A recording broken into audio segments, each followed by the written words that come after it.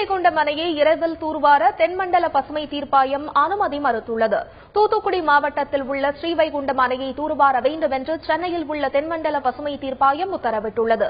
அதன்படி அணையின் இரு பகுதிகளில் இருந்தும் தூர்வாரும் பணிகள் நடைபெற்று வருகிறது.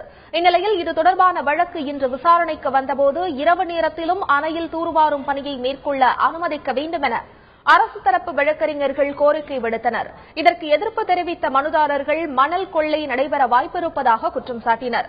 இதனை ஏற்றுக்கொண்ட நீதிபதிகள் நாகேந்திரன் மற்றும் ஜோதிமணி ஆகியோர் இரவு நேரத்தில் அணையை தூர்வார அனுமதி மறுத்து உத்தரவிட்டனர். மேலும் 15 நாட்களில் தூர்வாரும் பணியை முடிக்க வேண்டும் என்றும் உத்தரவிட்டனர். வேலை செய்ய வேண்டும் என்று கேட்டார்கள். நாங்கள் இரவில் வேலை அனுமதிக்கக்கூடாது, தூர்வாருவதிலோ மணல் எடுப்பதிலோ இரவு வேலை செய்யக்கூடாது என்று சட்ட விதி இருக்கிறது. ஆகவே தூர்வாருவதற்கு இரவில் வேலை செய்ய அனுமதிக்கக்கூடாது என்று சொன்னோம்.